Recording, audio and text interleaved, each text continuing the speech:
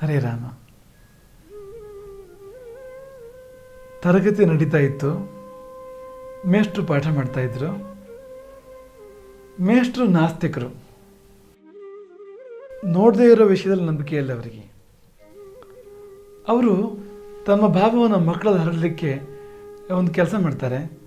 ಒಬ್ಬ ಹುಡುಗನ ಕರೀತಾರೆ. ಹೊರಗಡೆ ನೋಡು, ಮರ ಕಾಣ್ತಾ ಇದೆಯಾ? ಕಾಣ್ತಾ ಇದೆ. ಹುಲ್ಲು ಕಾಣ್ತಾ ಇದೆಯಾ? ಕಾಣ್ತಾ ಇದೆ. ಹೊರಗೆ ಹೋಗಿ ನೋಡು, ತಲೆ ಎತ್ತಿ ಆಕಾಶ ಕಾಣ್ತಾ ಇದೆಯಾ?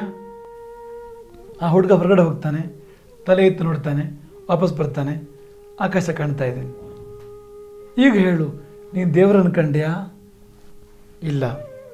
ಅದಕ್ಕೆ ಹೇಳೋದು ದೇವರಿಲ್ಲ. ತೀರ್ಮಾನ ಆಗೋಯ್ತು. ಅಷ್ಟೊತ್ತಿಗೆ ಅದೇ ಶಾಲೆಯ ಅದೇ ತರಗತಿಯ ಒಬ್ಬ ಪುಟ್ಟ ಹುಡುಗಿ ಎದ್ದು ನಿಲ್ತಾಳೆ. ಅವಳು ಕೆಲವು ಪ್ರಶ್ನೆಗಳನ್ನ ಹುಡುಗನಿಗೆ ಕೇಳೋಕ್ಕೆ ಇಷ್ಟಪಡ್ತಾಳೆ. ಮೇಷ್ಟ್ರು ಹೇಳಿದ್ರು, ಕೇಳಮ್ಮ. ಅದೇ ಪ್ರಶ್ನೆಗಳು ಪುನಃ ಹುಡುಗಿ ಕೇಳ್ತಾಳೆ. ನಿಂಗೆ ಮರ ಕಾಣ್ತಾ ಇದೆಯಾ? ಕಾಣ್ತಾ ಇದೆ. ಹುಲ್ಲು ಕಾಣ್ತಾ ಇದೆಯಾ? ಕಾಣ್ತಾ ಇದೆ. ಆಕಾಶ ನೋಡಿದೆಯಾ? ನೋಡಿದೆ.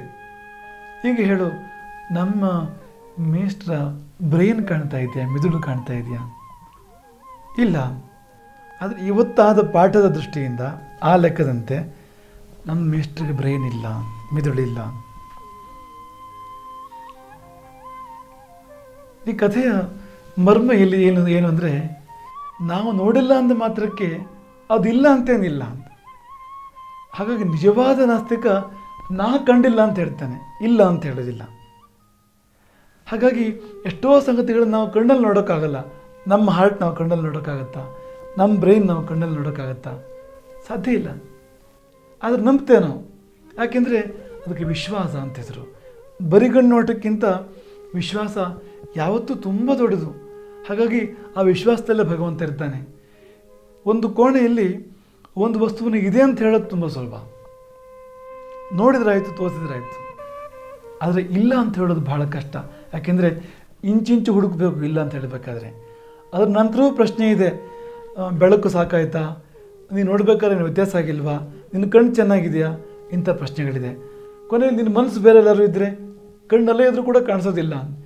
ಇಂಥ ಪರಿಮಿತ ಇಂದ್ರಿಯಗಳನ್ನಿಟ್ಕೊಂಡು ಅಪರಿಮಿತವಾದನ ಇದೆ ಇಲ್ಲ ಅಂತ ಹೇಳೋದಕ್ಕಿಂತ ದೊಡ್ಡ ಮೂರ್ಖತನ ಬೇರೆ ಏನೂ ಇಲ್ಲ.